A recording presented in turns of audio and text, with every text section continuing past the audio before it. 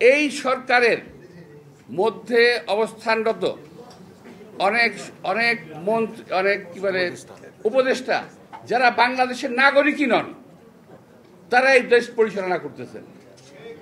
এখান থেকে নজর ফিরিয়ে নেওয়া, আমার মনে হয় মাঝে মাঝে আমরা কি ঔপনিবেশিক শাসনে আছি?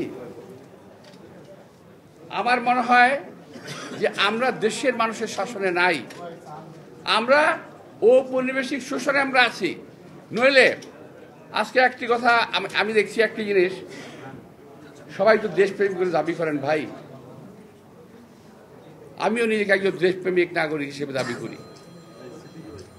আমি অন্য কোনো কারো কথা বলছি না, আমি আমার নিজের পক্ষ থেকে বলছি, দায়িত্ব নিয়ে বলছি যে আমি কেন ইচ্ছা করলে সেন্ট মার্টিন যেতে পারি না, আমি কেন ইচ্ছা করলে সাজেক যেতে পারবো না, আমি কেন ইচ্ছা করলে বাগাইছড়ি যেতে পারবো না। আমি একটু এই সরকারের কাছ থেকে জানতে চাই, আমরা কি কোনো পরাধীন রাষ্ট্রে বসবাস করি? আমাদেরকে সেন্ট মার্টিন, বাগাইছড়ি কিংবা সাজেক যেতে পাসপোর্ট ভিসা লাগবে? আমি এই সরকারের কাছে স্পষ্ট উত্তর জানতে চাই, ঘটনাটা কি। আমি এটাও বুঝি না, আমার এনসিপি ভাইয়েরা যারা বলতে চান দ্বিতীয় স্বাধীনতা, তারাই সন্দেহ কথা বলছেন না কেন? তারা কেন কথা বলছেন না? এই যে দেখেন, আমি তিনটা নাম বলছি আপনাদেরকে, সেন্ট মার্টিন, সাজেক, বাগাইছড়ি, এই সমস্ত এলাকা আজকে আমাদের যাওয়াটা একটা দুরূহ হয়ে গেছে। আবার শুনি একটা জায়গায় নাকি করিডোর দেওয়া হবে। কিসের করিডোর? মানবিক করিডোর। আরে ভাই, আবিষ্কার করেন নাকি? আর বিশ্বের কোন ডিকশনারিতে মানবিক করিডোর জায়গা আছে নাকি? কোন ডিকশনারিতে মানবিক করিডোর বলে কোনো শব্দ আছে?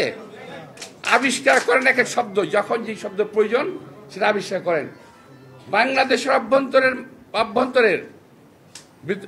কোনো করিডোর কিংবা প্যাসেজ দেওয়ার কোনো সুযোগ নাই জনগণের মতামত ছাড়া। জনগণের ভোটের মাধ্যমে নির্বাচিত সরকার সিদ্ধান্ত নেবে তারা কি করবে।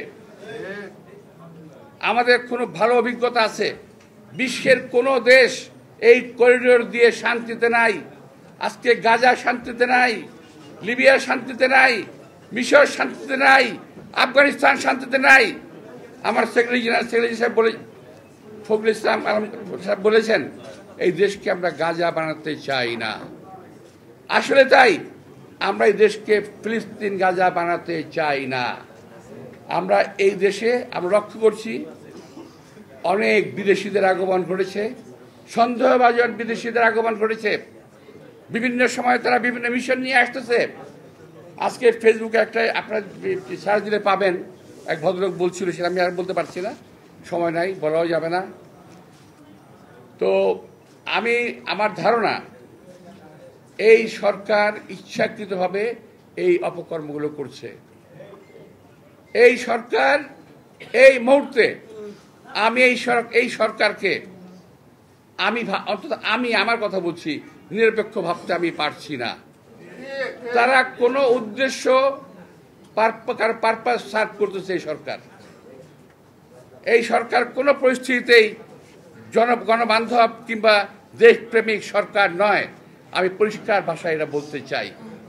আমার দেশের সার্বভৌমত্ব নিয়ে প্রশ্ন উঠবে কেন? যদি এই সরকারকে প্রমাণ করতে হবে তার দেশপ্রেমিক সরকার, আমার প্রশ্নগুলোর জবাব দিয়ে, আমার প্রশ্নগুলোর সঠিক জবাব পাওয়ার পরে আমাকে যে শাস্তি যেখান থেকে দেওয়া হবে আমি মাথা পেতে নেব। আমি আজকে আমার কথাগুলো বললাম, আমি জানি এইটা যথাযথ ফোরাম নয়, হয়তো আরও ভালো জায়গায়, আরও কোনো জায়গায় যা বলা উচিত ছিল বড় জায়গায়, কিন্তু আমি আমার মনের ক্ষোভ আমি ধরে রাখতে পারিনি, আমি আপনাদের সামনে প্রকাশ করলাম। আমার কথাটাকে আপনার মনে ধারণ করবেন এবং দেশবাসীর কাছে ছড়িয়ে দেওয়ার চেষ্টা করবেন। এটা এখন কিন্তু আমরা খুব ভালো অবস্থানে নাই।